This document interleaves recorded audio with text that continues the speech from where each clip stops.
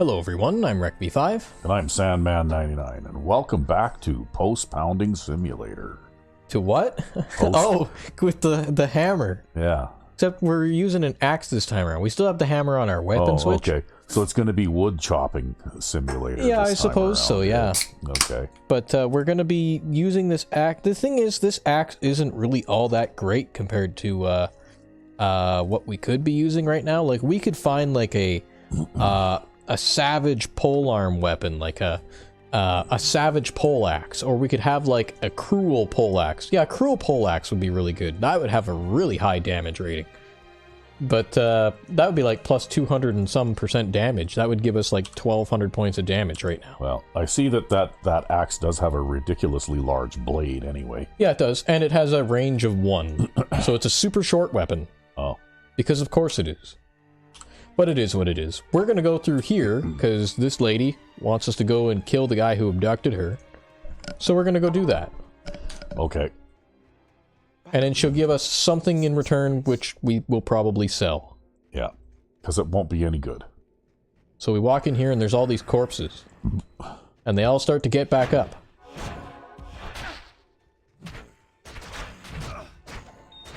But yeah, I would like to have a harder hitting weapon than this. We don't have one right now. Sadly. Actually, I half wonder if the hammer would do better against these guys because they're undead. Yeah, it does. Okay. But we're gonna use the hammer anyways. Because it does extra damage against the undead. Even though it's weaker than the axe in every other way now.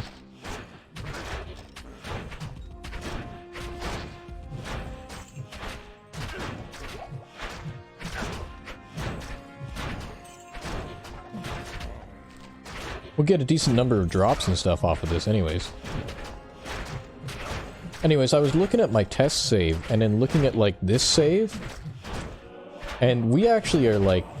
the amount of gear that we have compared to my test save is, like, nothing, man. Like, we're so under-geared. Yeah. I have an inventory with this character. My other character doesn't even have an inventory, because he's got nothing but charms in it. Oh. Yeah. Also, I spent the entire time prior to this...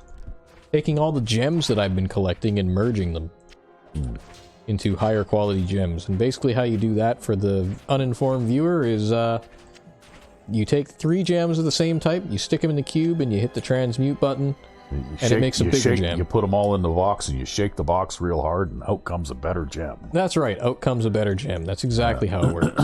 Yeah.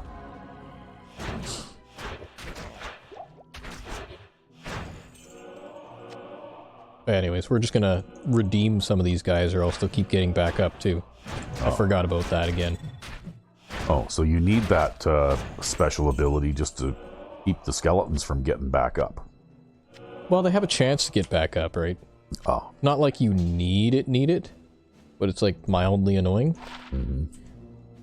Anyways, what we want is a perfect emerald, because then we can upgrade this guy's scythe. Oh. His scythe still looks like a spear to me.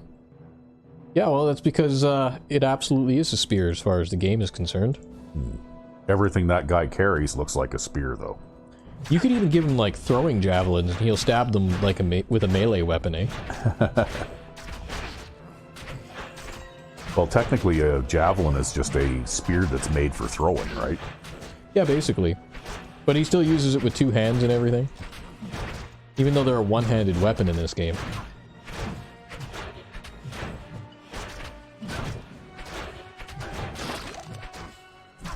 There we go. You were fighting a boss there, or what? Yep, we were fighting a boss.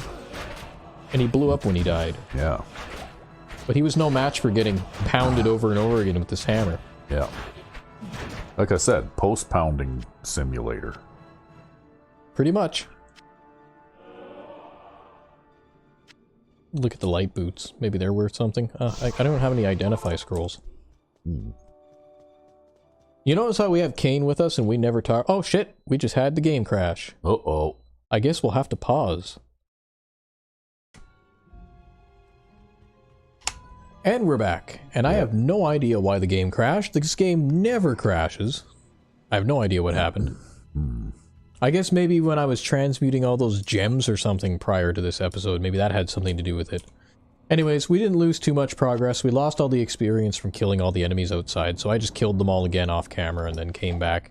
We got some different item drops this time, obviously, because of different item randomization and all that, but it doesn't really matter. It is what it is. Yep, and you can still hammer things. Yep, I can still hammer things, and I probably will.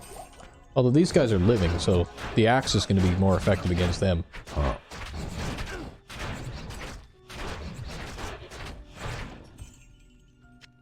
Yeah, that was really bizarre.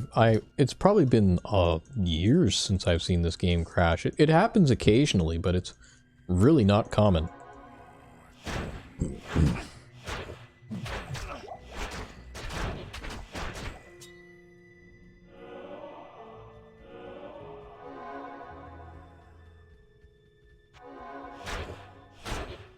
Anyways, what we got to do here is we got to fight our way through all this crap. And in the original game, you would want to get the waypoint for this area, because you wouldn't be able to come back here after killing Neelathok, the guy who abducted What's-Her-Nuts. Uh-huh. Because the portal would close if you kill him, which means if you ever wanted to come back here for some reason, you couldn't do so. Oh. Unless you had the waypoint. I'm still probably going to find that waypoint. But currently I'm just looking for the stairs down, because the waypoint is on the next floor and not on this floor.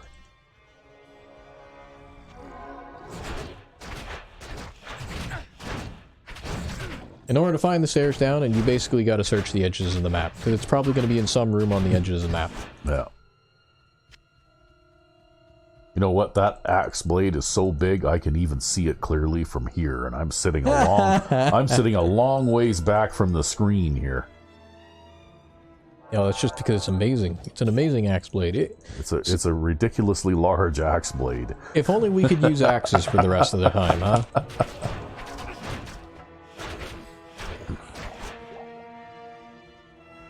Halberd. Well, this isn't making very good use of the, You know, that brings to mind the old, what the hell was that game called? Soul Calibur game, where where all these guys had these like ridiculously big swords and stuff like that, like that one that Siegfried used. And I actually saw a video on the internet one time of a guy who had a replica of that built to scale, and he couldn't even lift it because it was so heavy, right? Like, yeah, well, it's basically like a slab of iron. Yeah, it was like a great big hunk of steel. And even like I think he even had like a big, like, muscular guy, like a strongman type guy there, and even the strongman guy had trouble lifting it, right? Yep. Well, let alone swinging something like that. Well, he did manage to swing it, but it was awfully slow. And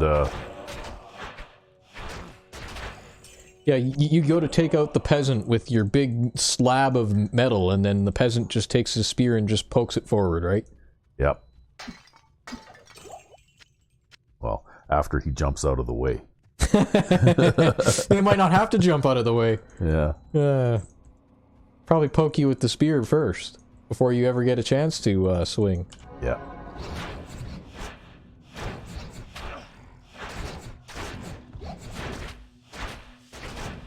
But I'd like to get a harder hitting weapon than what we have now, right? Because currently we're relying on our redemption aura to give us damage buffs. But the problem is that only gives us 20% per level, or 15% per level. And that's not a lot. I'd like to get like 200% more damage right now, as I look for the stairs down. And apparently we went the wrong way. Oh, you just got your ass burnt. Yeah, well, you know. It's part and parcel of the job. It says it right there in the job description. You will get your ass burnt.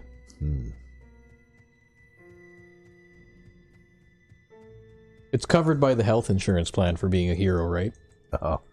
There's a health insurance plan? Yep, there's a health insurance plan.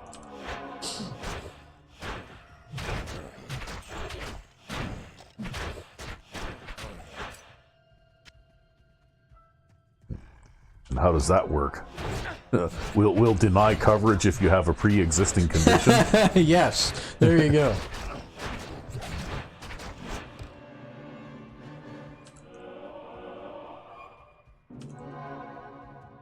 Like, I imagine that the first guy from the first Diablo probably was denied coverage because he had this sharp, pointy thing stuck in his forehead, right? Yeah, and that's how he ended up becoming possessed, right? Yeah.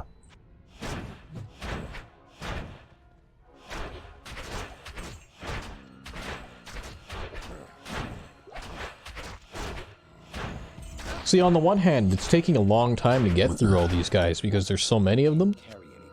But on the other hand, I guess as I kill more of them, I get more experience, and then maybe we level up or something. Uh-huh. Well, it looks like you're about 3/4 of the way there now.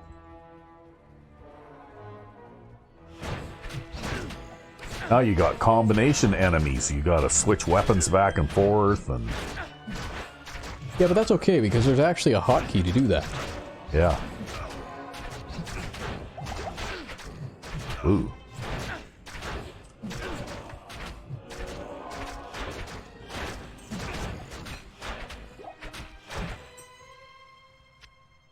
And actually, I have configured custom hotkeys for switching skills back and forth, too. Normally, you'd have to use the scroll wheel or hotkey things to F1 to, like, F8 or whatever. I have it so that whatever I have hotkeyed on F1 to F8, I can switch back and forth using the Z and X keys, because they're really close by. In close proximity to each other. Okay, well, we're just going to drink a random healing potion so we can pick up the super healing potion. Because fuck going back to town. They're gonna have to, because he can't carry any more shit. I just want to find the stairs down, man. He just said, I can't carry any more shit. I don't care. You can deal with it. Most of this shit isn't worth any money anyways. Not like we spend money anyways. Yeah, you're just collecting all that gold just because, right? Yeah, more or less. And then I'll probably spend a little bit of it on, like, better armor for this guy. Mm-hmm. Our buddy here. Believe it or not, to outfit him in armor costs like 200,000 a pop, man. Wow. And how much did you hire him for? Like 1,200 or something? Yeah, so the equipment he wears is worth more than what he's hired for. But maybe he gets to keep that as part of his pay, or what? Yeah, well, actually, if you were to change hirelings, I think he actually would just take the equipment with him. Yeah. So you gotta make sure to take the equipment off of your hireling if you're gonna change hirelings. Oh. At some point, too, we're gonna have to bite the bullet and invest some points into increasing the strength of our conviction aura, even though I don't want to, because it doesn't increase our damage when we do that. Oh, what does it do? Well, conviction just makes it so that enemies have no defense, basically. Oh. They have no defense rating, which means our chance to hit is a lie. It says I can only have a 64% chance to hit these guys, but because they have no defense, it's more like 95. I see.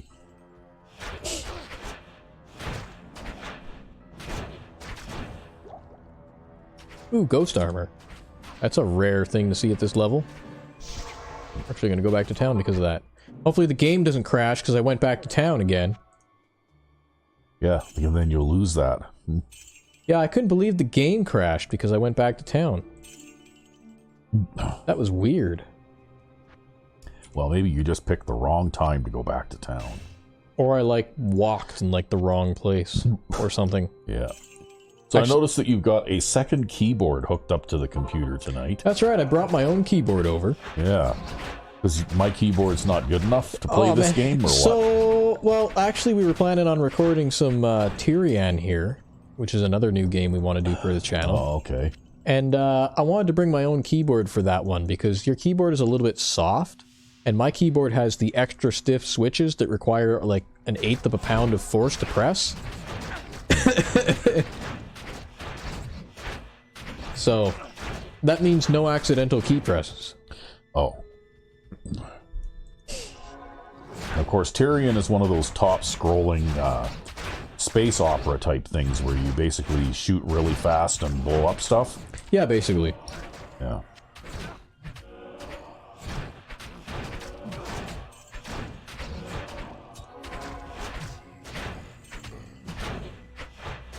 You know, I do so much damage with this axe, there's not really much of a point in switching when I have mixed enemies. You don't not noticing so much of a difference? Well, if I kill this guy in 3 hits with the axe and I kill him in 3 hits with the hammer, but the 3 hits do slightly more damage with the hammer, does it really matter if I'm still killing him in 3 hits anyways? Yeah, well, 3 hits is 3 hits, right? You know, that means that on average these guys have 1,500 hit points, by the way. If it takes me 3 hits to kill them, they have 1,500 hit points. Yeah, okay, we'll take that random healing potion and, we're gonna have to go back to town again and, deposit healing potions in the box. That's the point we're getting to again. Somebody got up, back up. See, it takes our guy, like, 8 hits to kill something, but he also gets multiple hits per strike. Oh. I think he gets... Is it 2 or is it 3 with that skill? I can't remember. Wow, look at all that gold. Yeah, we accidentally walked into the loot chest here while we were looking for the stairs down because we couldn't find the stairs down. So we basically ended up, like, full clearing this floor. Just about. Not intentionally, mind you. This is just the way it's working out. There's another guy that you forgot to... No, we killed him. He got back up again. Oh. They do that. Yeah, but I thought you took steps to make sure they didn't do that. I don't have that aura up right now. Oh. Here, I'll switch to it. There. 17 to 76. Buddy, what are you doing? 14 to 37? But I want to upgrade that scythe, because then it'll do way more damage for him, and he'll still get to keep that resistance bonus. Oh. So that's why we need the perfect emerald. I don't know if he'll even be able to use that scythe if I upgrade it. Because his stats are like 109 strength and 85 dex. I don't know what he needs for the upgraded version. He's gonna have like double the stat requirements.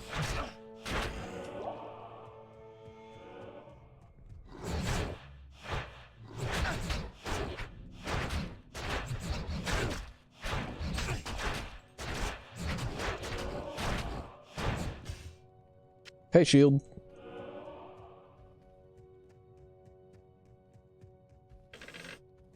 Trap chest.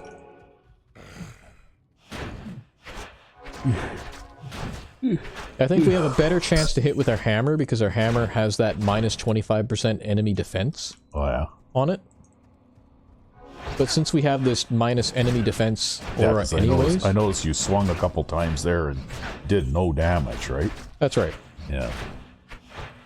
So the hammer has a higher chance to hit, but the axe does more damage. Oh.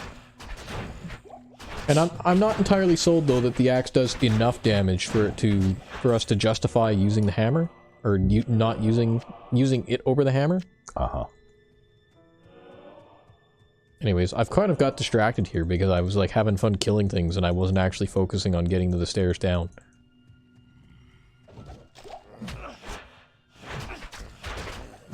The layout of this level is terrible and I'm gonna almost end up full clearing this level anyways, just to find the stairs down. Kind of how it's feeling right now.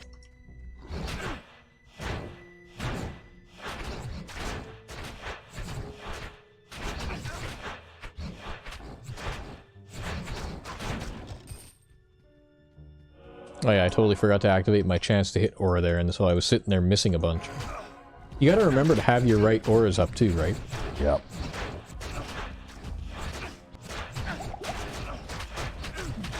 Can I kill this guy, or am I gonna die? No, I killed that guy, so we're fine. And I leveled up.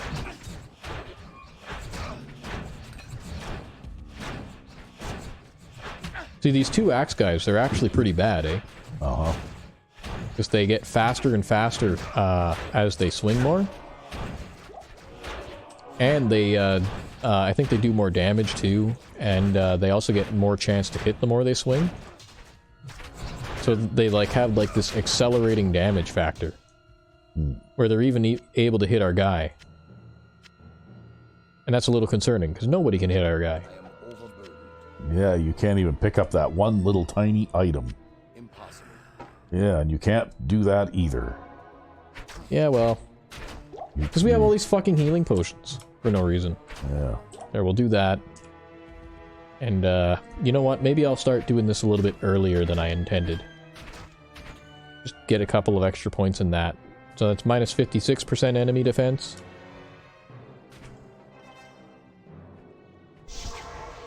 Having a little bit of that won't hurt. I actually half wonder if it was like I stepped in like a specific place there and made the game crash. Could be, because remember in Old Rim, around behind your Vasker, there was that one little corner with a red flower in it, and if you looked in that little corner, the game would crash. Or your frame rate would drag down to hell. I don't know, I usually found my game would crash if I looked in that little corner. Yeah, I mostly just found that my frame rate went down to hell. It's like the one corner where everybody's frame rate goes down to hell. Okay, and I've got this random gem. All the crafting I did before the beginning of this episode where I was combining gems totally like... Yeah, you lost it all. You lost it all. Not that I found anything worthwhile anyways. And the only thing we cared about was these. All the emeralds. You put all the emeralds into the box. Give the box a shake, and a bigger emerald comes out. That's right. All we care about right now is the emeralds. I'm just going to throw that in there. So we'll pull all the emeralds out again, and we'll do this shit just for the emeralds. Good thing I didn't pick up anything else worthwhile. Wait, I'm just gonna pull out all these emeralds and stick this armor in there. Yeah, I even had this thing like nicely sorted. I spent like half an hour like crafting and sorting the inventory here. And then the game crashed. I guess I should have exited and saved the game after that. Yeah, so this thing doesn't have like a save on the fly kind of function, It sort of does, but only at like certain points. You gotta like do certain things to trigger it. Oh. Okay, so we have a flawless emerald now. Wow, you just did millions of years worth of work there in a few seconds. Remembering things back to your earth science classes? Yeah. Did you even have to take earth science? Yeah, something like it, yep. It was pretty general education, like we took, well, because materials is important, right? Like materials testing for quality assurance, you know, because you're involved in, you know, you could become involved in things anywhere from, you know, like making asphalt for roads all the way to, you know, like building liners for landfills or making earthwork dams or whatever, right? Yep. You know what I mean? Like the field I went into, because it happened to be where there was the most work, was, you know, like the aggregate mining and processing business. So the main function was on materials testing, but, you know, we learned a lot about how to calculate forces to design dams and retaining walls and, you know, all that kind of stuff. Yeah, too, all that right? kind of, yeah. Yep. Some of it got to be fairly complex math. And there was also advanced surveying to design residential subdivisions with cul-de-sacs and all that kind of stuff too, right? You know, like, and highway curves, which are multiple radius curves. Yep. You know, like every so often the radius of the curve changes. It's not just a fixed radius, like a, you know, because if it was a fixed radius, then cars would have a hard time staying on the curve as they went around it, right? Yep. And also the profile of the road changes too, going into a curve and coming out of it as well, to help vehicles, you know, like at high speeds, stay on the road, right? Yep. So it's almost like when you go around a curve, say to the left, well, the road is almost like the surface of the road kind of tilts a little bit toward the left as well. Yep. And that's all pretty complicated geometry type math involved in doing the calculations for that.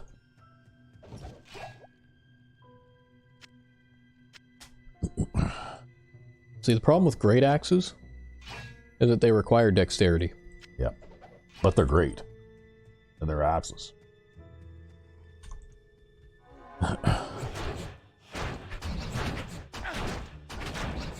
Well, this thing here is called a giant axe, and it's one of the weapons in the game that does not require dexterity. Oh. Which is the only kind of weapon we can use, and the only kind of weapon we will ever be able to use. It's basically a hammer with an axe blade on it, right? Mm-hmm.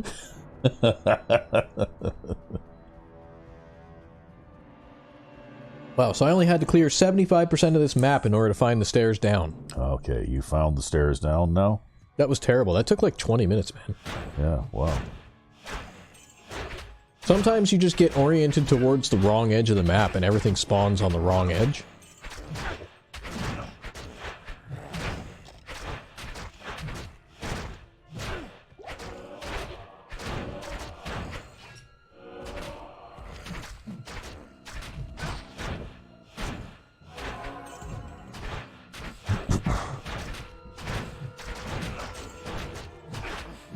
Yeah, I'm just thinking that we want to start working on our minus enemy defense a little bit more, just to have some better chance to hit monsters that are stronger than us.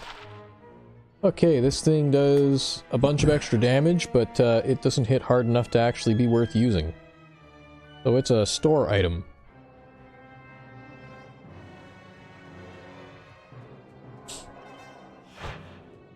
Wow, what's that thing?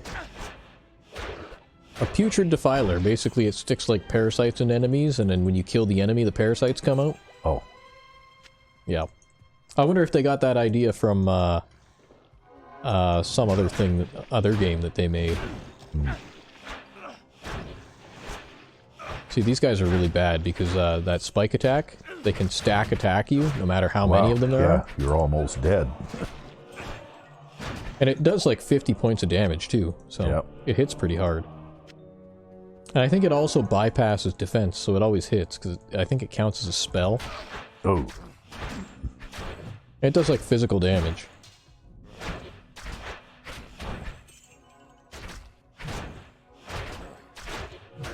Let's see if we can redeem some of those guys. As long as you see the enemies coated with like that green little aura under their feet, yep, that means I've got my chance to hit shit up. You don't see that, then I don't have my chance to hit shit up. Oh.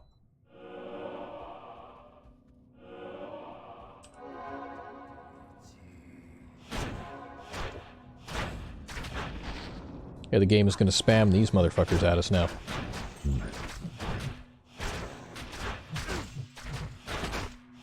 I always kill these guys first, because they'll just sit back and they'll just, like, injure the crap out of you while you're trying to fight.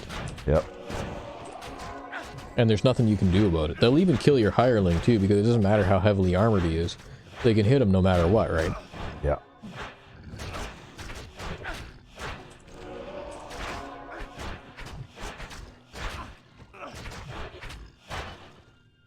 Well, he leveled up. What level is he now? He's level 40, and we are level 40.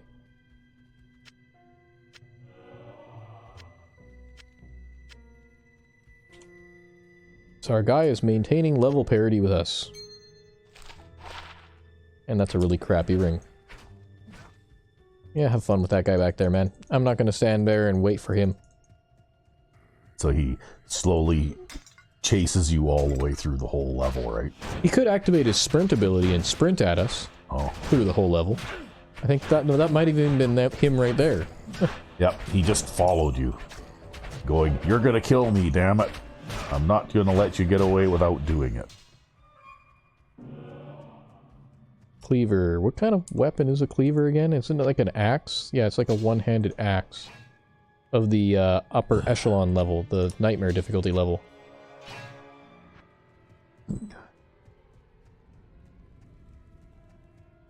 Not that I care at all.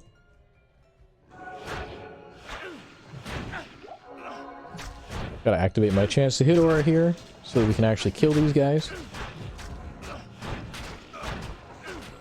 Wow, looking pretty rough. You know, you kind of just want to, like, run into the pack of these guys. Otherwise, if you don't keep moving, then they'll all just keep hitting you.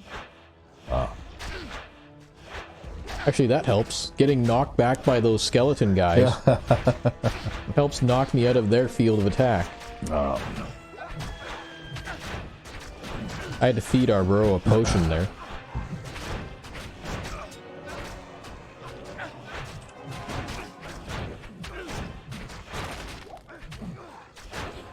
See that glowing little parasite thing? Torment worm? That's what those things do, right? Oh. They infect these enemies with those torment worms. Oh. And then, and then they do stuff? well, then you kill the enemy and then the torment worm pops out. Oh. I don't know if they do, like, some other extra effect on that, or if they buff the enemy at all. I mean, I mostly just hit everything with my axe, so... Uh-huh. I don't really tend to notice these things.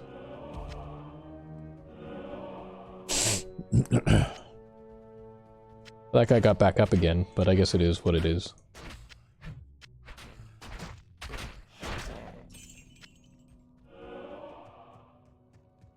And stay down.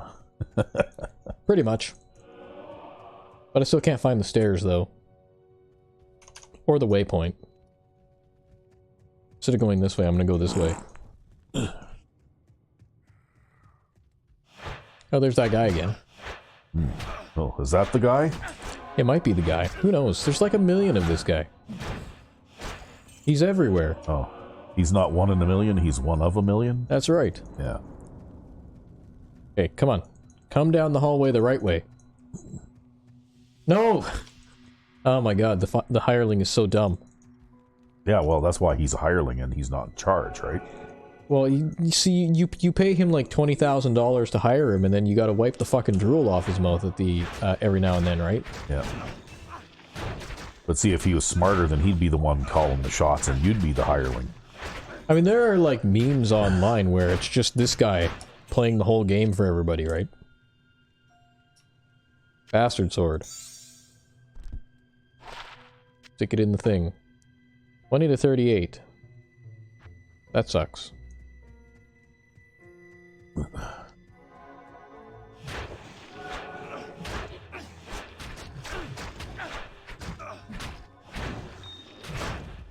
Gem.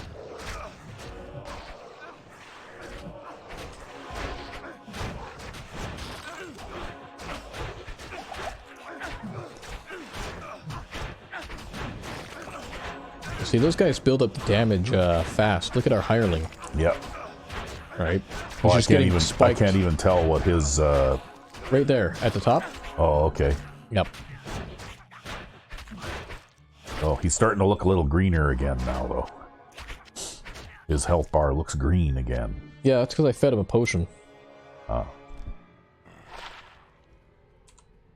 I don't know why I'm picking up everything and, like, just identifying it, but it's taking forever to get through this place.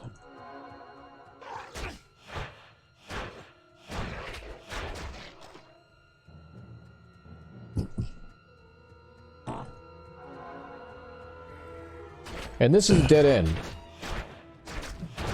Which means that the fucking stairs down is probably going to be way up at the top of the level again.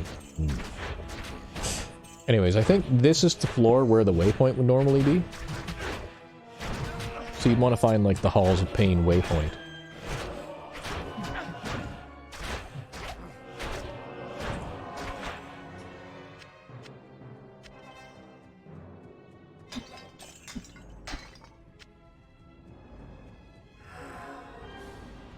Nope, somebody just got back up again. I know, right? They're persistent, if nothing else. Mm-hmm.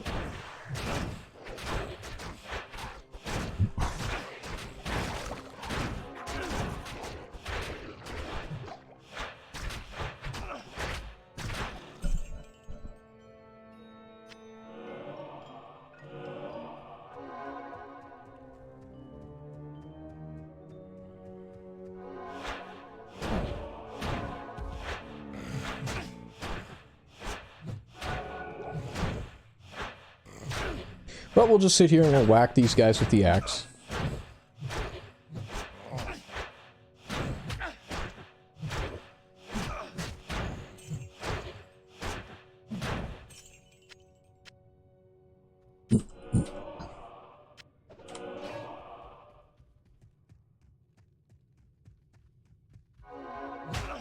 Okay, this is another dead end.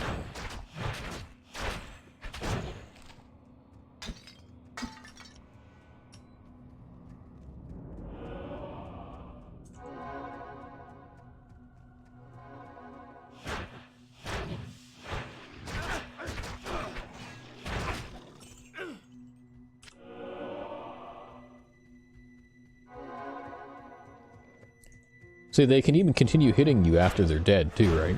Oh. Because if they initiated their attack before they died, then it still hits. Oh. Because of course it does.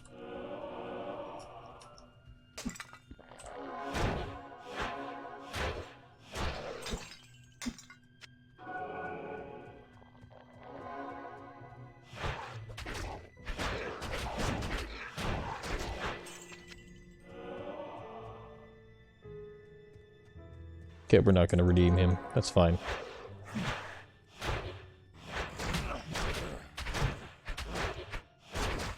See, they're all weird and glowy because they got those parasites. Oh. I guess parasites make you all weird and glowy. Yeah. Another annoying thing about those putrid defiler types is sometimes they can go to run away and then they get stuck in a wall. Oh. And then you can't kill them.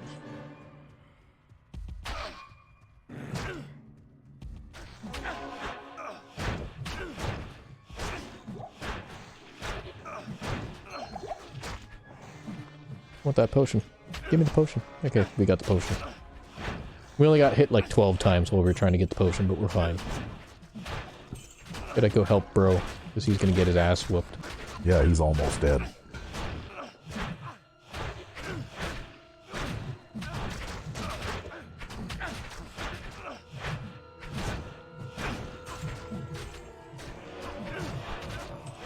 You know, in spite of the fact that he's, like, amazingly more tanky than us, the thing is he doesn't have the ability to heal himself, right? Yeah.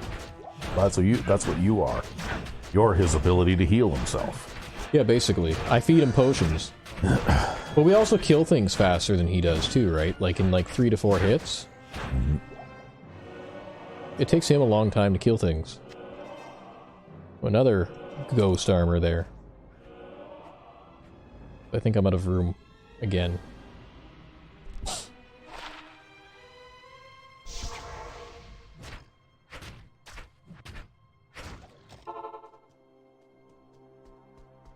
Hello.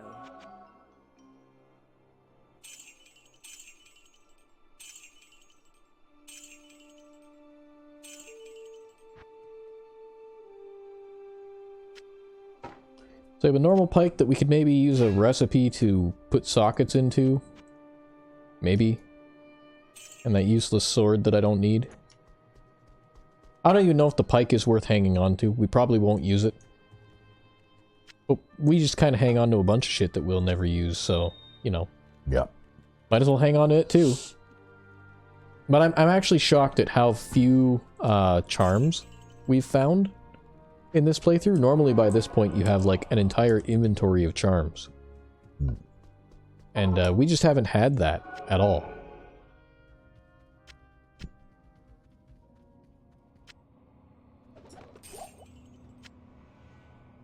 Which is why I had to get this armor to boost my resists. Because we didn't have a high enough resists.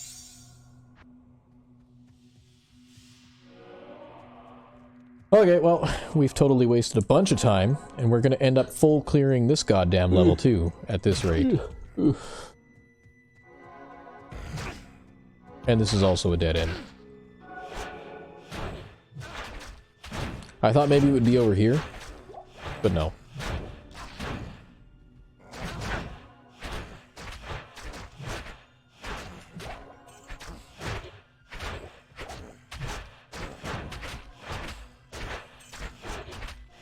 Well, we're gonna get hit level 41 at this rate. Yeah, you're almost leveling up again already. I noticed in this one they keep the level ups coming, right? Well, part of it is because we're on players 8, enemies are way higher level than us right now. Yeah. And part of the only reason we're even able to kill them is because we are a paladin, and we hit for ridiculous amounts of damage with the way I built this character.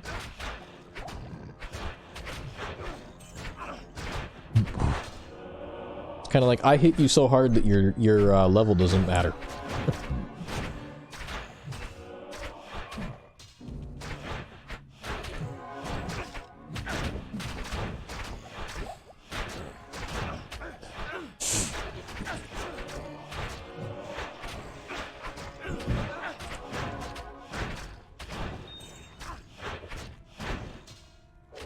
There's so many drops in this game that I'd find it confusing just keeping track of it all.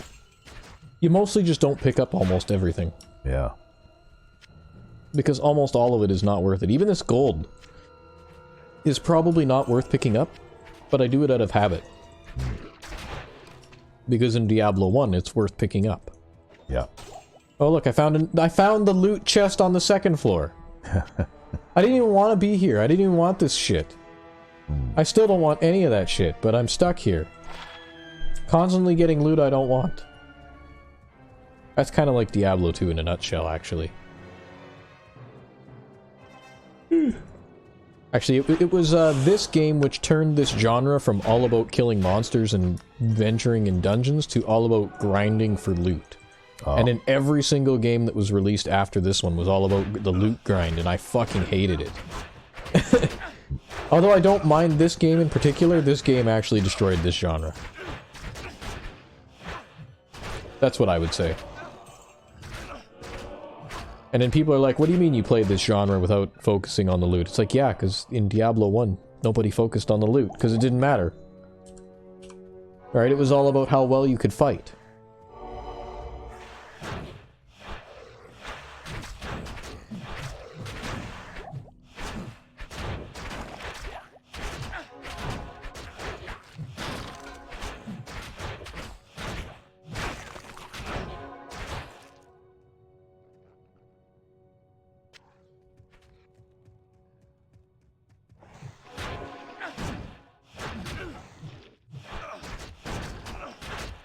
So I hope we sure get something, like, after this. On my other save, I got a cruel poleaxe, which is why I was mentioning the cruel poleaxe at the start of the episode here. Oh. I basically went from doing like 500 damage a pop to doing like 1200 damage a pop. And that was amazing. Now I kill everything in 2 hits with that character. I wouldn't mind doing that here. Well, it'd probably help on your wear and tear on your tender body too, right? No, actually, it makes it worse because you're hitting harder. Yeah, but then your enemies don't get a chance to hit you as much either, right? Yeah, pretty much. Although they're not usually the ones trying to kill me anyways. I mean, they only do like 50 points of damage a hit, and we have like almost 700 hit points. Like, they're not going to kill us anytime soon. Mostly the reason why we have so much health at this point is because, well, we use our own life to kill things. And also magic attacks still suck. Magic still sucks in Diablo 2. Like getting hit by magic attacks sucks. You don't want to get hit by magic attacks. You saw what Diablo was like. You remember that stupid fire lightning shit? Yep. That all I could do was sit there and run around while he was doing it, and he spammed the shit out of it? Yeah.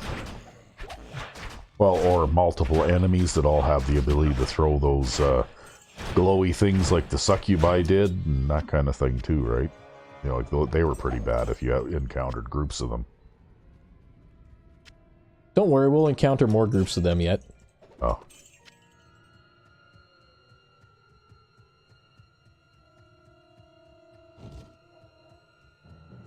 Wow. See, I'm going along the edge of the map here, looking for the fucking stairs down, and every single fucking edge of the map, it's like not. There, what's that? That's the stairs down, but we need to find a waypoint too. We haven't found that yet.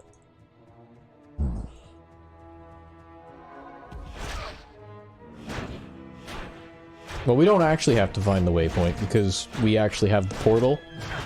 Now the portal persists as of the latest patch, but I don't want to get the waypoint anyways. Because if I ever did actually want to come back here for whatever reason, I don't want to walk all the way back down. I don't know why you'd want to come back here. I mean, once you've seen it once, you've seen it all, right? Mostly for grinding purposes. Oh. So what are you doing there? Trying to attract the attention of every monster in the place? No, I'm just trying to find the goddamn waypoint. Oh. Now. And running past everybody and accidentally healing myself off corpses that are left behind. Pretty sure the hireling got stuck behind some monsters. But they don't fight him when he's off screen, and he doesn't fight when he's off screen either, so he's just gonna sit there. Oh. And then he teleports, and now nobody's gonna actually focus on him and attack him. Wow, we ran around so long we ran out of stamina. Do you know how much stamina we have? With the sky-high vitality rating that we have? Nope. Look how big this place is. It's no wonder it's taken so damn long. There, finally found the waypoint. All that for that, right? Mm-hmm. Like, look at this. This place is huge.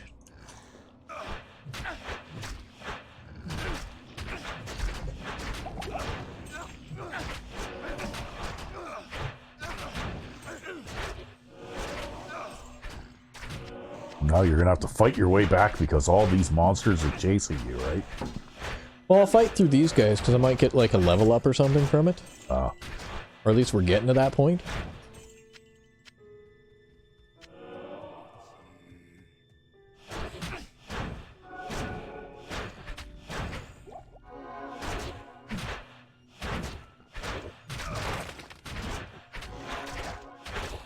And I'll just run past the rest and get down to the next floor and get to business here. I just wanted to find that damn waypoint.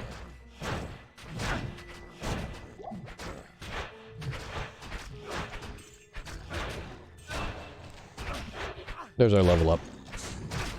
And of course it's going to go into vitality. And it's going to go into conviction this time.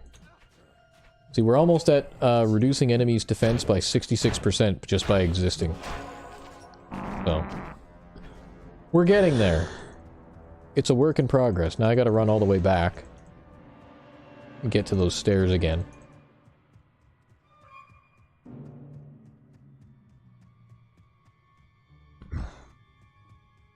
You still hear, like, so in our recording setup here, we have a bunch of noise filtering and stuff on our mics. So the viewers can't hear it. Can you hear me mashing the click button on the left mouse? Yes, I can. Like all the time, yep. Constantly? Yep. Well, I hardly ever use the mouse for anything, so I guess, you know, like it'll probably stand up to the workout that you're giving it. You know, it's because I mash, right? Yeah. To tell you the truth, a gaming mouse is pretty much wasted on me because I don't game with a mouse and keyboard. Honestly, I'm not entirely sold that the gaming mouse is worth it for anybody. Ooh, that was close. Wasn't watching my health there. I was too busy talking.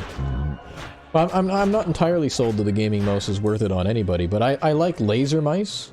Yeah. With the way that they are, with the way that they're designed. But they've completely and totally fallen out of fashion now. And it's just like basically, because I tend not to use mice on a mouse pad on a level surface. Like, right now I'm using this mouse on the arm of a chair. And I've used mice on, like, bedspreads before, and I've used mice on all kinds of other things, and laser mice just work better for, like, non-conventional surfaces than optical mice do.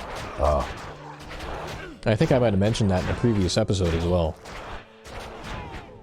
But, basically, gaming laser mice have fallen out of fashion and nobody wants to make them anymore. And it's like, well, I'm not going to pay, like, 120 bucks for a mouse if I'm not going to get a laser mouse. What the hell's the point? If I want an optical mouse, I'll just pick up, like, the $10 thing from the store. Yeah. Wow, they're fast, too, eh? Yep. Yeah, there's no running away from them, and they also give you curses that, like, lower your defense rating, for example. Like, see how my defense rating is red there? Yeah. And it's like 444, which gives them a 53% chance to hit me. Yeah, I noticed, though, that they don't hang back and throw little glowing balls of light at you anymore, either, right? Depends on the ones. Some of them do, some of them don't. These ones are more geared towards charging you, I guess. Yeah. They have, like, different behavior. They can get quite spammy when you get to the end of Act 5 here, but it's not like it's going to actually matter. Because we just focused on making ourselves so that our health is so sky high that we can eat this firewall trap on the face and still kill these guys. Without even moving. I'll just stand here and eat this firewall forever.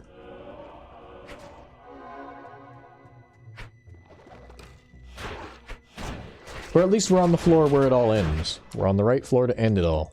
To end it all? Yep, to end it all. Really? You're that close to the end? Well, not to end all of Act 5, just to end Neelathok. Oh. He's somewhere on this floor. There are 4 routes, and he's in one of them. Oh. See, they love doing that, right? They give you like 4 directions, but you have no fucking idea which way to go, and so all 4 directions are completely and totally loaded with fucking enemies. Yeah. So that they can sit there and waste your time killing enemies. Well, that's how you level up and gain more abilities, though, right? I suppose, but it's not like any of these enemies are particularly a danger to my existence. I mean, look at my hireling is doing the good work over here, right? Yeah. If he can do it, then I can do it. Yeah, he's saying, get over here and help, you lazy prick.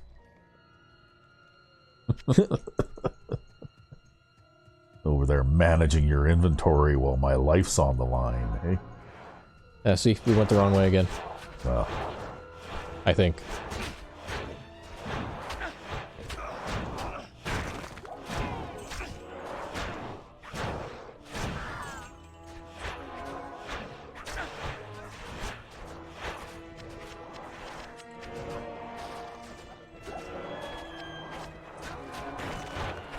See, they can barely hit him, though, because of all the heavy armor that he has. They have, like, no chance to hit him.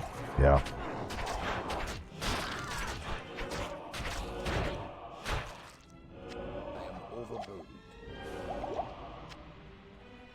And now you can't carry any more shit again. Is there anything back here that I missed? No. See, what they needed to do is make that mod for your stash so that you could just carry it around with you. You could have 99 pages of room in your inventory. There you go. They could have called it a bag of holding or something, right? There you go. See, yeah. that's what they needed. Yeah. Although I imagine there's probably like copyright infringement possibilities there. Oh, I suppose. Well, wouldn't this be something that a modder made, though? Yeah. Well, this is something that a modder made, yeah. Yeah, so, you know, like fair use, right?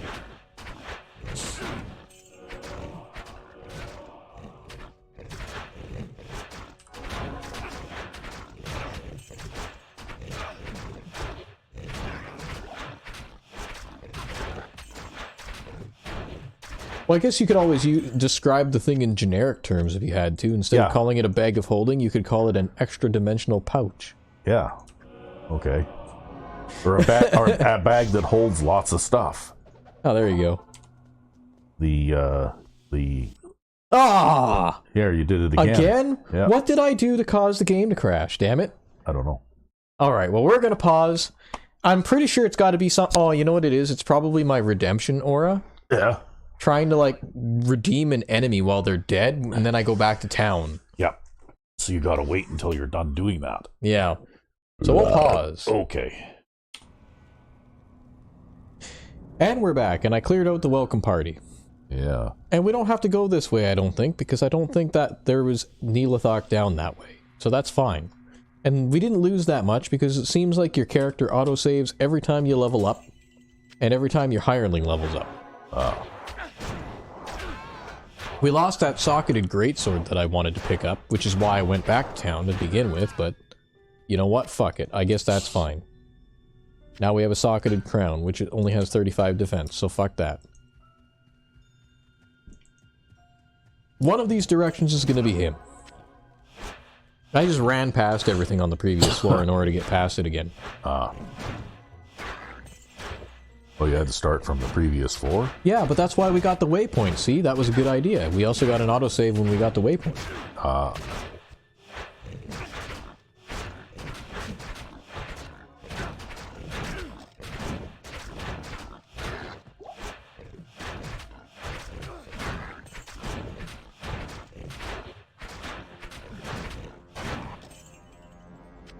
Magic Demon Hind glows. Hireling leveled up again, so that'll give us another autosave, I guess.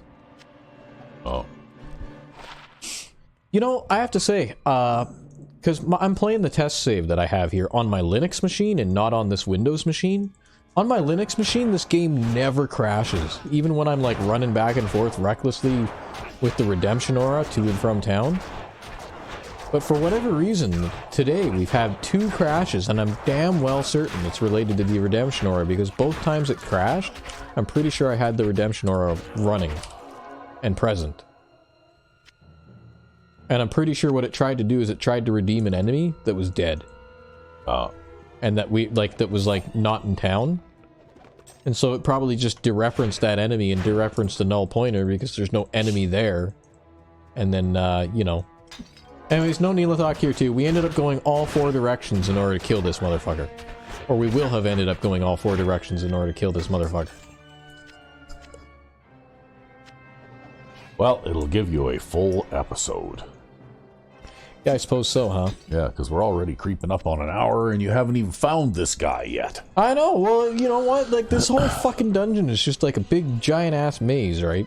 Yeah, well, most of these dungeons in games like this are like that, right? Well, there's a few that are particularly bad.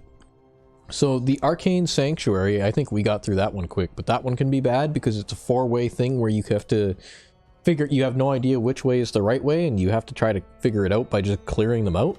Yeah. Well, you know what? You're complaining today, but I seem to remember other episodes previous to this one where you just went into the dungeon and you went straight to where you had to go and that was it. Because you got lucky and you picked the right direction the first time, right? Yeah, pretty much. So I guess it all balances out in the end.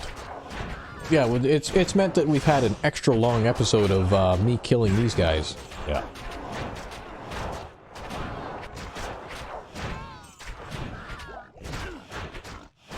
Also, I went and equipped a special life-stealing ring in place of our poison resistance ring. Because you don't need poison resistance here? You don't really need poison resistance, if I'm honest. It's like the least important of your resistances. And now we have 8% lifesteal, and we do 8% damage to ourselves. Oh, well, that's good. Which means it all balances out. That's a good deal. So now we don't hurt ourselves at all, and we do shitloads of damage.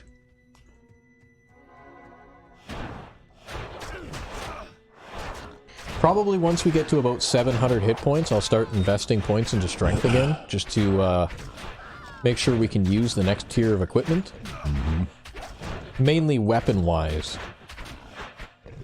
I want to get up to like 100 strength for a Great Maul. Because I have no guarantee that the next high damage weapon we get is going to be anything good. Look at this.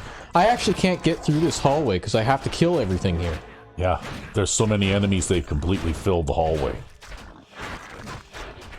So there's no dodging past them. That's okay. I guess from all the crashes we had, I ended up getting a life-stealing ring.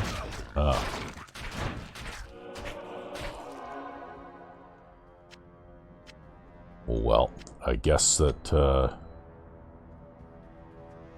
the re-rolling of items worked out in your favor this time.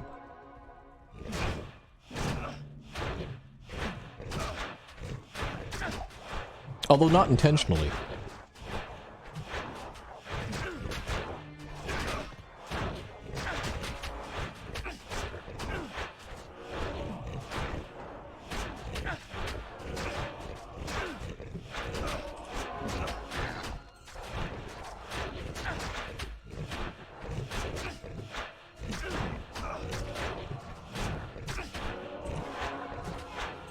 See, who the fuck needs healing potions when you can just heal yourself off of dead enemies? Yeah. Well, obviously you're hoarding all those healing potions for a reason, though, right? Well, I'll use them if I have to. See, it's too bad you can't put a bunch of those smaller healing potions into a box and shake it real hard and then get a bigger healing potion out. I can't remember if you can or not. You can take 3 healing potions, or sorry, 3 healing potions, 3 mana potions, and some chipped gems and make a rejuvenation potion, and then I think you can take 3 rejuvenation potions and make a full rejuvenation potion, which heals you instantly rather than over time. That sounds like a worthwhile thing. You should do that. Yeah, but the thing is it's so resource intensive to make all those rejuvenation potions, and it's just a pain in the ass. Or so I think, anyways. See, Neelathok there is that motherfucker on the edge of the screen. He makes corpses blow up. Oh, is that guy that's kind of at the top of the screen right now with all the red around his shoulders? That's right. And so I'm keeping the redemption aura active here, even though it makes me a little bit less effective at combat. Yeah. Because I'm trying to redeem these corpses before he has a chance to make them blow up. Because the corpse explosion actually kind of hurts.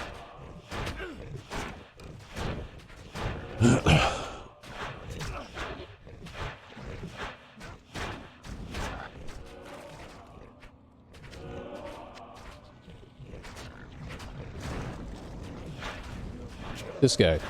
Oh, that guy. Yep, this guy. Oh, okay. I thought it was that other thing with the... that just blew up there. Nope. So whatever he's doing there, it doesn't seem to be having much effect on you.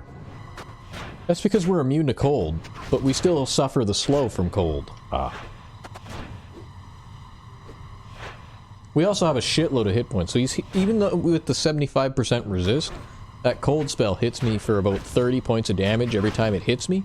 Yeah. But if that cold spell hits me for like 30 points of damage, and I have like 700 hit points, how long is it going to take for that cold spell to kill me? Looks like you can't pin him in the corner like you can with the other guys in Diablo 1 either. Yeah, unfortunately.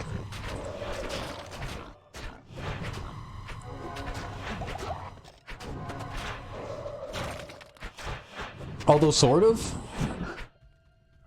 Well, it looks like he can teleport out again, too, though. Yeah. Anyways, he has a shitload of hit points. An absolute shitload of hit points. Obviously, because you haven't hardly even put a dent in him yet. And he spawns these guys, too, so that he can continue using his corpse explosion. Well, he's about half dead now. You can see his health bar at the top of the screen there. Yeah. We're at, like, the A in his name.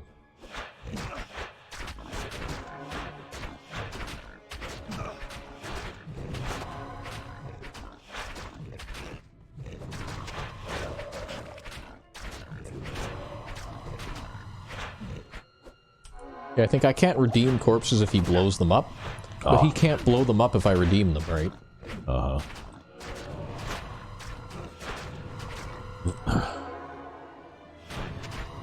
He just spawned another one.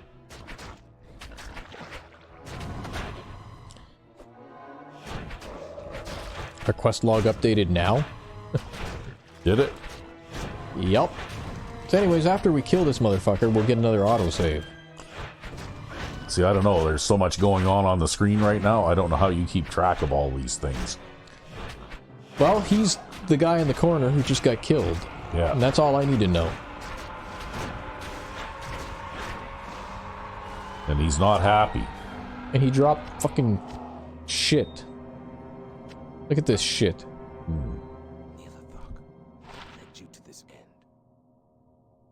That's basically for our hireling, and that's it. Partisan. Stupid partisan. Couldn't have been a poleaxe. No, it had to be a partisan. Fuck you, Neelathok.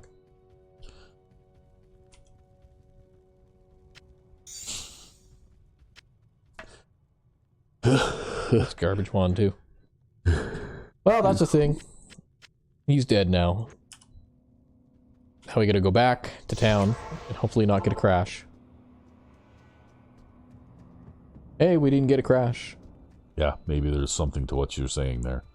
I think there is. You have stopped Neelathok. We killed the guy, and then you'll personalize an item for me, and I will never ever use that.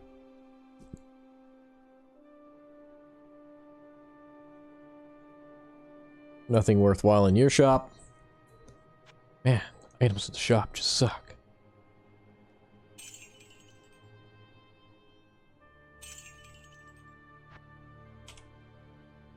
Alright, we've got a ring of stamina too. What a useless ring. Rings of stamina, man. I know I could take 3 rings and combine them. Well, it seems like that's a theme. Yeah, and then you make an amulet out of them, and you can take 3 amulets and combine them to make a ring. Oh. We don't bother doing that. We just sell why everything. would you go forward and then back? Trying to get a item with a good enchantment that you'd want. Oh. You just do it over and over and over again. Oh, so it's that random? You can't just choose an enchantment on purpose? Nope.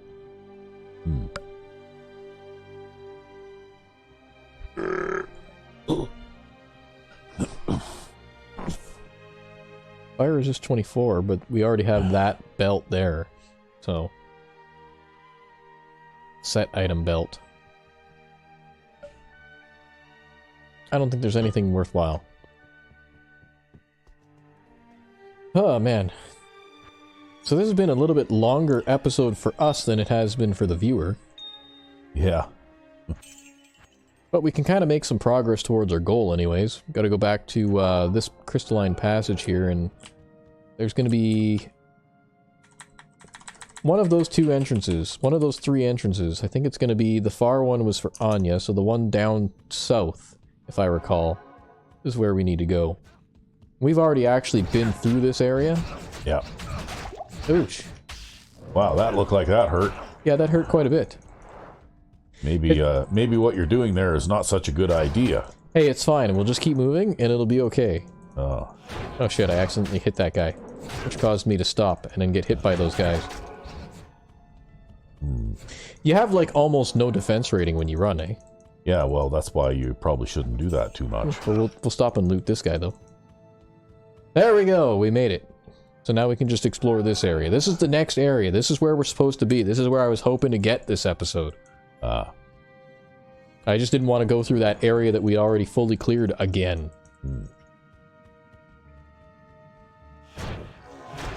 So this way we get to kill more of these guys.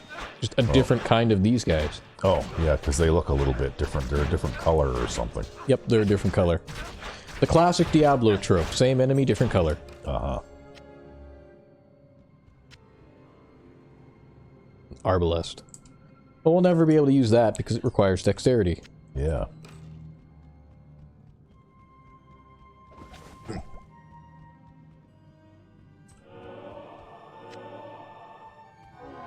When I actually picked up that Arbalest again. Yeah. Lockhaber Axe. What is the Lockhaber Axe? It's a Bardiche. Next level Bardiche. Not that it does anything for us.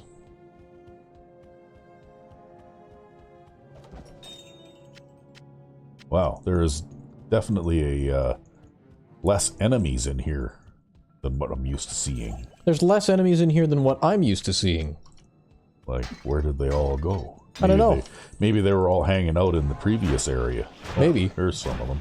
Or maybe they're all concentrated in one corner of the map or something. Yeah, and they're all this one type of enemy. Yeah. And my dumbass hireling is stuck around the corner back here again. Yeah.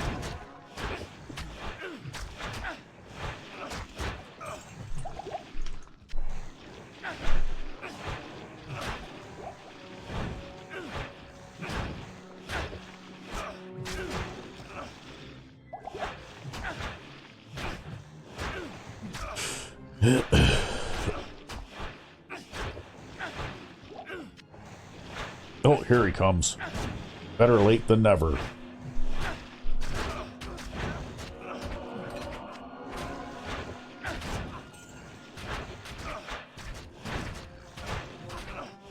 Yeah, I guess I really shouldn't leave Redemption up out of laziness. Yep. Like, you probably should only activate it when you need it. Anyways, it's one of those things that it isn't really useful in combat. Except to, like, give you, like, a quick heal and that's it.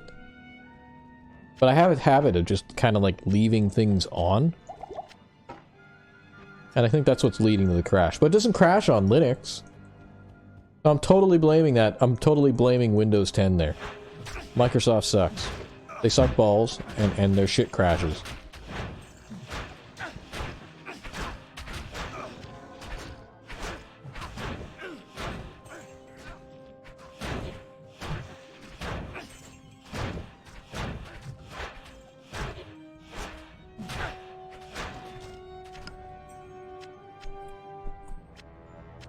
Yeah, and instead of fixing their shit, they're constantly working on fucking up the UI.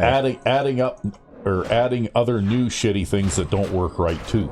Yeah, well, like, what the hell was the point of changing the Windows 11 UI so that the taskbar is now completely centered by default, right? And you can change it back. Do you think anybody actually changes it back? Right? Like, I work and I do support for part of my job, and, like, half the computers I have to deal with don't have, the taskbar in the like bottom left the way it used to be in Windows 10, right? Yeah. It's all of that new stupid centered taskbar crap. And then nobody knows how to disable the web suggestions in the start menu, because you need to run a shell script for that. Nobody knows how to disable like half the malicious crap that they put in just to make your life hard. Because they want to like shove all this advertising crap down your throat and everything, right? And she's like, fuck off, I want my start menu to show what programs I have installed, and that's it. Yeah, once you bought the software from them, then why are they trying to double down by getting ad revenue too, right? Well, not only that, but why do I need to have web search in my start menu? And from what I can remember, you have to pay enough for Windows as it is, like why do I need a web search in my start menu when I can open up like well, I guess for the we'll put this in normal user terms. Why do I need a start menu or web search in my start menu when I can just open up Firefox or Chrome? Or God forbid, Microsoft Edge. Or Internet Explorer, there you go. Alright. If I wanted to do a web search, I'd open up a web browser. Stop trying to cram, like, web-related services down my throat. And then there's OneDrive, right? And I'm like the only person who like deliberately made a offline Microsoft account at my workplace so that I don't have to have all this interconnected Microsoft crap, right? Which means I also don't have OneDrive, and thank God for that. I don't even know what that is. It's basically their cloud storage service. Oh, okay, yeah. Ooh, look at that. That's pretty good damage. Yeah, well, you just need to make sure you don't get a crash so that you lose it then. We'll give it to the hireling. For now. That's the solution to all these problems. Give it to the hireling. It's 8 to 20? Crap. I don't know, like lately on my tablet now, every time I go to open my tablet, if I want to listen to some music or something, I'm getting spammed these two-level authenticity messages from... Yeah, two-level authentication. Yeah. That's another bullshit thing. And I keep, you know, like I'll tap not now, and then 2 seconds later it pops back up. So I tap not now. Yeah, they're very persistent. And then 2 seconds later, and it will go through this like every 2 or 3 seconds for about 7 attempts before it finally gives up, right? And do you know what they really want? What they really want is they want your cell phone number. I don't have a cell phone. Yeah, but that's what they want. They want your cell phone number. That's why that 2-tier you know, that thing doesn't work for me because I don't actually have a cell phone. Because why would you have a cell phone if you don't use the damn thing? That's right. I mean, you know what? When I worked, I carried a company-issued cell phone for years and years. And to tell you the truth, when I wasn't conducting company business, I never used it as a personal phone anyway. Because nobody ever calls me, and I never call anybody, right? Yep. And I've got too fat of fingers to do the text thing. You know, I don't know how people do that, because I can't even operate the keypad on a telephone. They're so small without hitting, like, 2 keys at once and that kind of thing, right? Yo, you've got, like, gorilla fingers, though, so... It comes with your linebacker form factor there. Yeah. I mean, back I had one of those. I can't even remember what they were called now, but there was like a phone with a full click keyboard on it. Yep. Remember those? And about the top half of it was a screen, and the bottom half of it was a full click keyboard. Yep. And that wasn't too bad, because if I went slow enough, then I could actually, you know, like click individual keys. Yep. But those became obsolete fairly quickly when the touchscreen things eventually came in. I wouldn't even say they're obsolete. I would just say they stopped making them, because I preferred those particular phones too. And the reason why I preferred them is because you had the buttons and you could feel for the buttons. You almost never made typing mistakes ever. Yeah, and it had a almost similar to a laptop mouse built into it. Yeah, you see, you had a Crackberry. Yeah, that's what it was. It was a what the fuck were those things called? Something or other berry. Blackberry. Blackberry. Yeah, but we call them a Crackberry. Yeah, the Blackberry wasn't too bad, actually. It was okay. But I didn't have it very long before the next greatest thing came out. Yeah, then they wanted to jam touchscreens down everybody's throats. Well, the thing is, though, the company would change phones every couple of years when the leases ran out, right? Yep. And so you never really knew what you were going to get. Yeah, to this day, I still hate touchscreen phones. I absolutely hate touchscreen phones. Yeah, eventually the last phone I had from work was so big it wouldn't even fit in my pocket. I mean, my phone is so large it takes up my whole damn hoodie pocket. Look at the size of this thing. It's like half the size It's larger than my hand. Yeah, it's half the size of my tablet. I mean, fuck, you know what? I have small hands, okay? I'm like a small, like 5'5", 120-pound guy, okay? So I'm fairly small, and my hands are maybe like, oh, I don't know, 5 inches long? Maybe? You think? I don't know. Yeah, well. Maybe about 5 inches long. I got small hands. And you know what? My fucking phone is like it's like a full, like, half of a finger length longer than my hand now. It used to be like the phone was so small it would fit in the palm of my hand, and I could carry it around in my pocket without having this giant-ass bulge coming out. Yeah, well, that was the way that phones were going, though, say, 15, 20 years ago, right? I don't, and I had it was actually prestigious to have a smaller phone, but I think then when texting and that kind of thing came in, that's when they started getting bigger, because those little tiny phones even, you know, like, people couldn't text with those properly because they're so small, right? No, I'd actually say you could, because I had a Motorola Droid, right? And I still have that phone, even though obviously it doesn't work anymore and doesn't get any service. And actually, it barely turns on now because the fucking battery in it is expanded in toast. But, you know, that phone is like 20 years old, and it had, like, it would flip open, right? So it would flip open, and you'd have a touchscreen on the top, which, you know, fuck the touchscreen. But then it had, like, a full QWERTY keyboard on the bottom. Yeah. Right? That you could type on using your thumbs. And I love that thing, because, you know, not only could you type and text with it, and you could do it without making mistakes, but I put, like, a fucking NES emulator on there. You could play games on it reasonably well. Because you could actually feel the damn keys. Yeah. Good luck trying to play, like, any kind of accurate... Like, try playing Street Fighter 2 on a touchscreen phone. Yeah. That is just... It's a horrible experience. Street Fighter 2 on a fucking, like, QWERTY keyboard on a shitty, tiny cell phone? Yeah, okay, that's kind of rough at times, but it works way better than a touchscreen.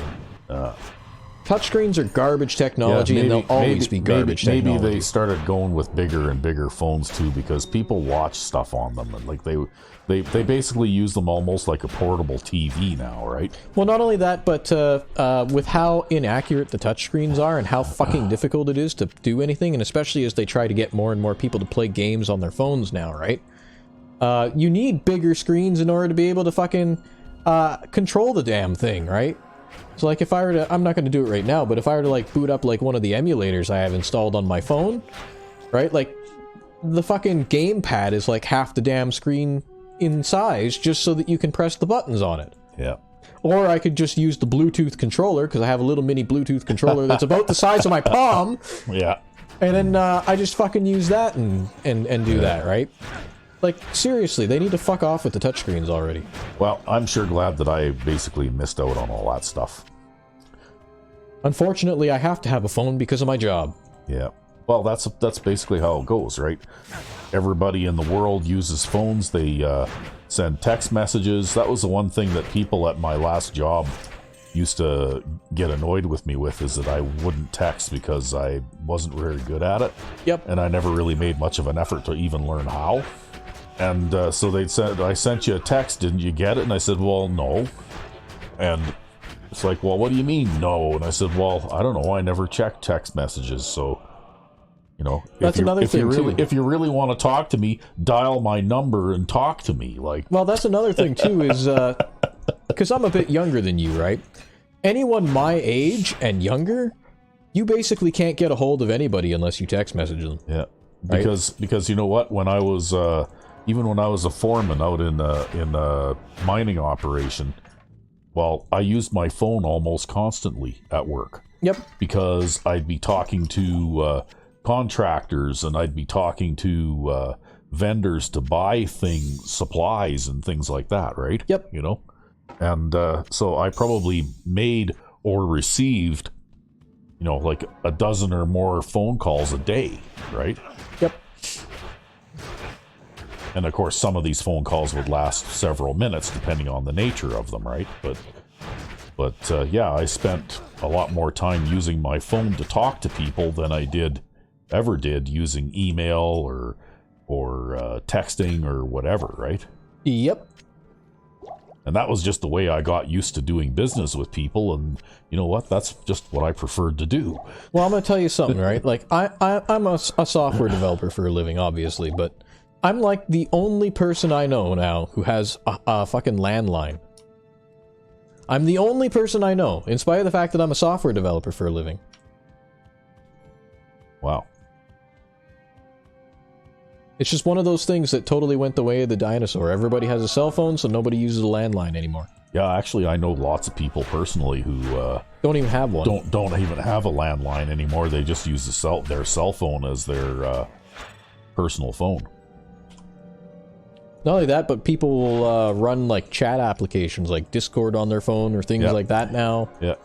Even my mom did that, and she's in her 80s. Yep. But yeah, I still have landline here at my house. And I don't have a cell phone. Yeah, no, I like the landline because then I can give out the number to people and they won't call me.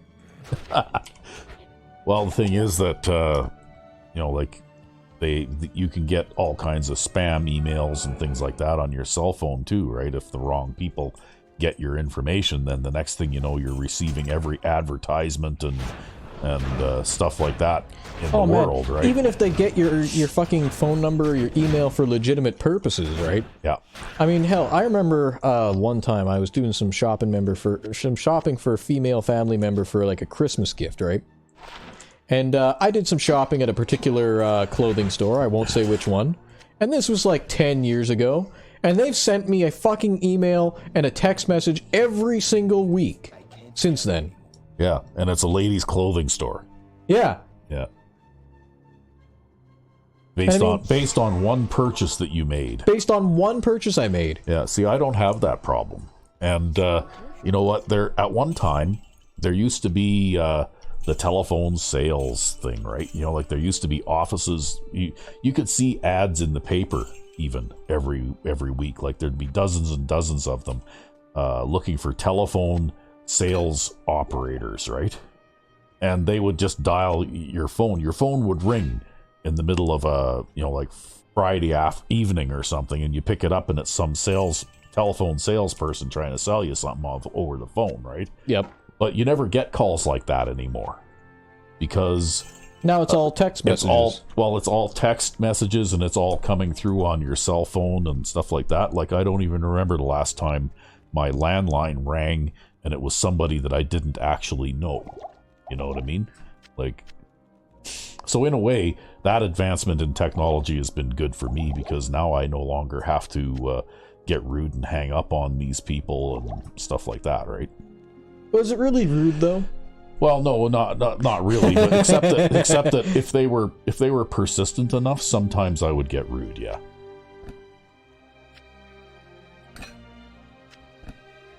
Because the way I see it is that you know what? Go out and get an actual job. Like, I mean, you know what? I don't really care how somebody makes their money. They can do what they want, but obviously I'm just going to hang up on them. Yeah. Well, if I'd have lived back in those times, I probably just would have unplugged the fucking phone from the socket. Yeah, well, see, I used to have a voice, like a, you know, voice recording, like message recording machine. Yep. With a cassette tape in it. You know, where you leave a thing that says, you know, like, I'm not here right now, leave a message. Yeah. And basically my message was, leave a message at the beep. And that was it. Yeah. And so I picked up my message one day, and it was my sister who called me, and she says, your message is rude. You know, you should say more than just leave a message at the beep. So I changed it. Please leave a message at the beep. Oh, man. Oh, that's okay. That kind of reminds me of something that one of my cousins did. What they did is, they'd always get, like, all these calls, spam calls from their work. And so, this was back in, like, the early 2000s. I don't know how they did it, but it was like, leave a message after the song. And then he fucking played back like a whole goddamn song on those damn voicemail. Yeah. Well, that would discourage people from trying to leave a message. Some people still left one. Yeah. That's the surprising part. They'd listen to the whole damn song. But all of these, like spam or scam phone calls and things like that people used to get, you don't get those anymore now, because now you get scam emails, phishing emails, and all that kind of crap, right? Yep, and texts and everything else. Although I'm lucky that my current email that I'm using for my YouTube account and all that kind of stuff, I'm actually not getting any of that kind of stuff, because for some reason no one's gotten a hold of that one yet. But I do have a couple of older emails that I don't use anymore, and the inboxes are literally full of junk email messages, right? And the best part was you never really used them. No, I never really used them, but somehow or another, like the emails got out there and around. I don't know how, because I never actually used those emails for anything. But and to this day, data mining. To this day, occasionally I still get like spam emails on the old email accounts. Anyway, the one that's still active, right? Yep. The best part is the only reason why you have a new email account is because I had to get you one, because you used your old email account so seldom that it actually deactivated itself on you. Yeah, the email service provider deactivated my email because they thought that it had been abandoned or something. Yeah, and there was no way to get it back after that. And they were just like, yep, fuck you, it's in our terms of service. Yeah.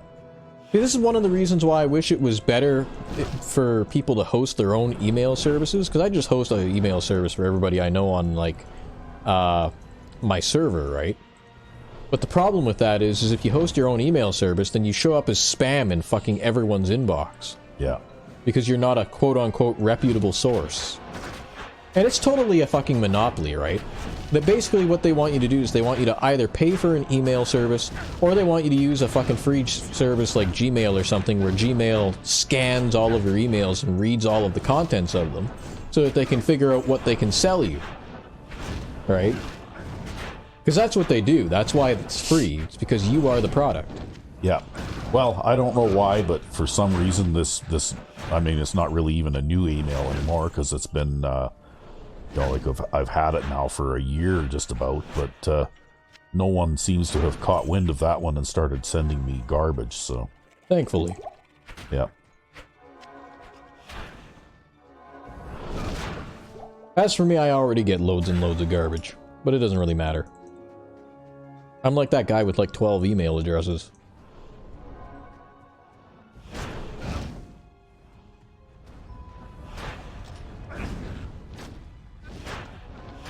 You know, there used to be a time, too, when you could make email addresses without requiring a fucking cell phone or other email address. Yeah. Now you just about can't do that anymore, either. That's really annoying. Yeah, I think I had to use my wife's cell phone number in order to set up this one that I have now, right? I know the last time I set up an email address, I just used one of my other older email addresses to verify my email address. It's like, I got like 12 of them sitting around, so, you know. But then, like, even if you go to, like, make multiple accounts for, like, various services and things these days, they're like, nope, we need to have your email server, or sorry, your cell phone number, because you're a suspicious person. I'm like, how the fuck am I a suspicious person? I just want to have another account on your service so that I can use it. But it's because if you have multiple accounts and they don't have any personal data to tie back to you, then they can't market anything to you, right? Yeah. Well, you know what? I miss the good old days when if I wanted to buy something, I would just go to a store, right? And people wouldn't harass me, and if I didn't want to buy something, well then, you know what? You'd see ads on TV or in the newspaper or whatever, but they didn't actually go out of your way in a predatory way to try and chase you down, right? Listen, all I'm going to say is, the Second Amendment was invented for a reason. Yeah, but the problem is there's not enough bullets in the world, right? If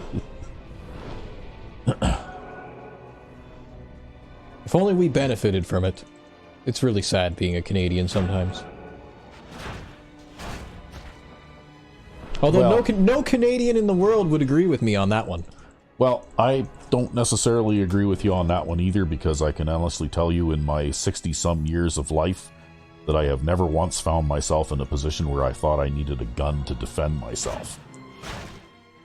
Oh, it's getting worse out there all the time. But I don't know. Basically, I figure you should have the means to defend yourself using whatever means you think is suitable and necessary. And you shouldn't have to justify it to anybody. If your life's in danger, your life's in danger. Yeah, but the problem is then you would have people abusing that too, and going around shooting people they didn't like and claiming that they thought their life was in danger. Even if that other person didn't have a gun to shoot them back, right? I mean, to be fair, you can do that now anyways, right? Say that somebody broke into your house and so you beat them to death. Right? Then it's your word against theirs. Were they a threat to your life? Well, you can say so. Mm-hmm. But then again, though, if they broke into my house, then that's too bad for them anyway, right? Well, but that's just it, though. It's technically the same form of corruption. Yeah. Right? But I don't know. You can't let the exception govern things, right? You have to assume that most people are reasonable people and they're not going to go around doing that kind of thing. Yeah. And you also have to realize that criminals are going to get access to weapons no matter what the law says. Right? So if nobody has the tools to defend themselves, but criminals are able to break into your house with a gun and steal your car keys like they do down in Toronto or something like that. Yeah, but the thing is, though, if I really wanted to own a gun, I could. You could. And it wouldn't be that hard. Because I don't have a criminal record, and I'm a upstanding citizen, and all that kind of stuff. So, but I don't think there should be any controls on what kind of gun you can own. Well, the thing is, I don't think there's anything wrong with defending your home with a handgun. I don't know. I mean, I don't think that it would necessarily be any more difficult to shoot somebody with a shotgun, really. Well, it might be. In fact, at close range, it would probably be a lot more effective, actually. The whole idea behind using a handgun is that it's something that you can carry on you that's compact, that you can use in tight spaces. Yeah. Right? So, like, say if you're in, like, a thin entryway hallway or something, right, and you don't want to, like, swing your shotgun around. I guess it depends on how long your shotgun is. Right? There are longer ones, there are shorter ones. Right? But that's the idea, right? It's supposed to be easily maneuverable and something that you can defend yourself with. Well, except that if you're a responsible firearm owner, you don't have that gun sitting where you have easy access to it at all times anyway. You have it locked in a case somewhere. No, wait, man, you carry it in your belt loop. because I know people who own firearms, and they keep them locked up so their kids can't accidentally get them. In fact, I can remember, this is childhood memory, some kids that I went to the grade school with, elementary school, were playing one Saturday afternoon or Saturday morning early, and they got one of their dad's guns out of the closet, and they didn't realize it was loaded, and they actually discharged the gun inside their house. Well, that's just what you call Darwinism. And, you know, like, so really, responsible gun owners would keep their weapons locked up so that their children can't accidentally kill themselves or someone else with them, right? Or, here's a different take on it. That's why you have concealed carry for everyone, right? Because then everyone can have their handgun in their belt loop at all times, and they don't got to worry about their kids getting a hold of it if it's on their person. Yeah, I don't know. I just don't see that as being a solution. We're not Americans. We don't have the same, willingness to reach for lethal force every time there's a dispute. I mean, you don't. I know if somebody broke into my house, they're not coming out alive. I'm not even going to hesitate or second guess myself on that one. Oh, well. Laws being what they are in this country, it'll be your shotgun that you have to shoot them with, not your handgun. Well, it'll also be better be judged by 12 than carried by 6, because technically you're not allowed to use the shotgun to defend your home. Well, actually, like some people that I know, one of them used to work for the RCMP. And if they're dead, it's your word against theirs. Her husband kept the shotgun loaded with buckshot under the bed in case someone broke into the house. And I mean, he was a little bit crazy anyway, in my opinion, but whatever. And well, we do live in Redneckville, man. Yeah, what the police sergeant said to her was, well, you know what? If someone breaks into your house and you shoot them, you make sure you shoot them dead, because then it's your word against theirs and they have nothing to say. Yep. And that's the word coming from an RCMP officer. So, you know, like, I think that while the home is your castle thing isn't quite as strong here as it is in the US, it still does kind of exist. You know, if somebody forces their way into your house while you're home, you do still have the right to defend your person, right? Well, I guess I feel a lot more strongly about it. I feel like we should have a lot more rights than we do. The Second Amendment and self-defense laws in 2A is something that I admire the Americans for. I just have to say it. It's true. I admire the way they do things down there. Well, you know what? I don't like to paint a group of people with a broad brush, but the fact is that you know, like, there's a lot more gun violence per capita in that country than there is in this one too. Well, but they do also have that one town, I can't remember where it is, where it's illegal not to own a gun. Yeah. And the crime rate in that town is like nothing. So, you know, that's just the policy that you need. Everybody needs to be armed. An armed society is a polite society. Yeah. Right? If you just got to think, try and be a little bit more like Ted. Right? I've never been in a gun-free zone because everywhere I go, there ceases to be one. Yeah. Yeah. And of course, that's Ted Nugent, by the way, that he's referring to.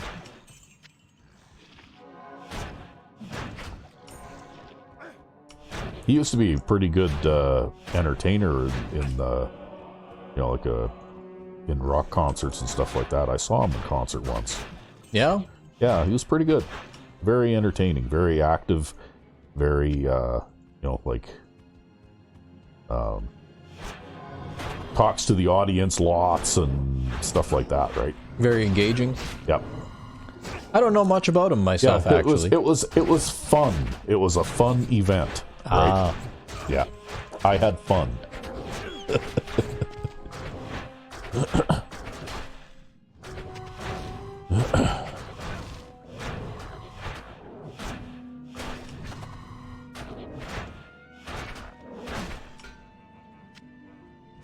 Socketed helm?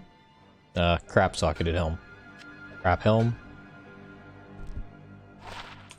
Crap charm. But otherwise, I mean, even back in the late 70s and early 80s, it wasn't hard to tell what his politics were, because in one album that I have of his, it's just him standing against a dark background, and he's wearing just blue jeans and a pair of motorcycle boots and a leather jacket, and he's got like a snub-nosed revolver in one hand and brass knuckles on the other.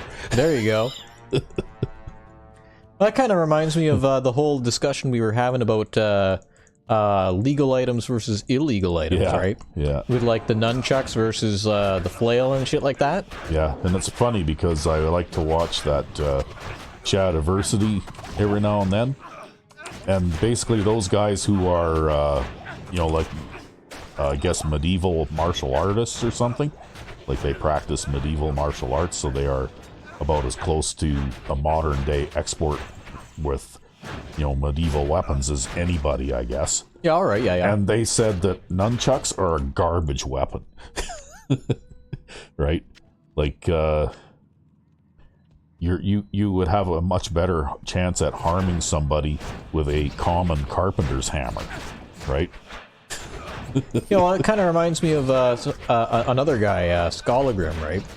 Yeah. And he's going there with like the two sticks connected by a piece of, or no, two wrenches connected by a piece of chain with a carabiner. Yeah. And he's like, legal item, illegal item.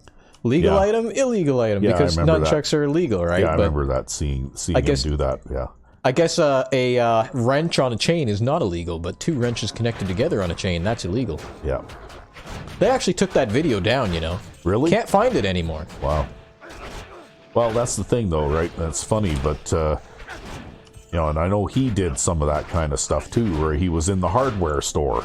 Yeah, he's like, yeah, he picks up a 1.5 pound blacksmith hammer, and a blacksmith hammer has a flat face on one end and a wedged back. Yep.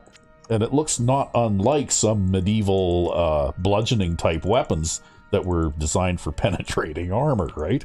Yeah, he's like, you could do somebody in with this. Yeah, exactly. That's what that was. And it had in fact, I had a blacksmith hammer like that in my toolbox when I was working in the aggregate business, because it was a nice hefty hammer that you could use for, some of the percussive maintenance type applications that we had to do. There you go, sometimes. Percussive maintenance. It works even in industry. Well, yeah, you know what? In the middle of the night, when you have a pulley shaft on a conveyor sliding out of the bearings, well, it's kind of handy to have a hefty hammer to just beat the end of the shaft and get the shaft to slide back into the bearings again. And then you can retighten the set screws or whatever, at least to get you through until it's light enough out that you can see what you're doing, right? Well, listen, see? So we have access to all these wonderful hardware store tools, but in the UK, they're obsessed with making knives blunt. Yeah. Well, it's funny, too, because the Shadiversity guys, they had a long-handled, single-edged axe that was apparently a Danish axe or something. Yeah. And then they had a regular wood-chopping axe next to it. And you know what? The head on the wood-chopping axe looked very similar to the head on the Danish axe. The only difference between the two of them was the length and the shape of the handle, right? Yep. Because, of course, the wood-chopping axe was shaped in a way to make it easier to cut wood. But you could also chop people with it quite well, too, right? If you really wanted to. You gonna crash this thing again now? No, I've just got to get more potions. I'm looking for the waypoint so that we can call this an episode. Oh. But I haven't been able to find it so far. But anyway, I'm not a medieval martial arts expert or anything like that, but a lot of the stuff that they said, made a lot of sense, right? Like they were talking about how ninja swords are illegal, but for some reason katanas are not. Even though a katana is longer, right? Well, and even though there are also things like daggers, which are shorter. Yeah. And then, the other guy picks up just a common 5-foot handled spade, right? Like a shovel, but a spade. Yeah. And, took up a stance facing the other guy who was holding the ninja sword. And they were saying, you know what? The blade on this hasn't even been sharpened. It's just straight from the hardware store. But it has enough of an edge on it that you could use this to seriously harm a person. And I could seriously harm him before he could even get close enough to me to stab me with his sword, right? Yep. I don't know. Laws are stupid, and people who make laws are stupid. Yeah. Because they don't know about anything, right? They might have literacy in politics and talking to crowds and winning people over and making good charismatic speeches and writing fancy legislation and all sorts of shit like that. I know because I actually took an education in that. So I know a fair bit about how to do that kind of thing too. But, all in all, they don't have any other education background. Yeah, or if they do have an education background, most frequently most politicians have something in business or law. But when it comes to, say, making legislation on technology, well, there are no computer scientists who are elected, or computer software engineers who are elected, or computer engineers who are elected. Nobody has any literacy when it comes to computers. Yeah. But yet these people make laws on our everyday lives, right? Based totally on, I guess, the arbitrary bias of whoever they decide to consult at the time. Yeah. Personally, I think we should go back to the thing where, I remember reading somewhere once, where it was said that the Canadian Parliament only sat for 4 or less months out of the year at one point. Because all those people had to have actual real jobs and go and run their own lives. Yeah, it wasn't a career. It was more like a... duty. Semi-volunteer position kind of thing, right? Yeah. Yeah. And that's probably the way it should be, right? You should get paid like minimum wage to be a politician, and you should actually do something else with your life.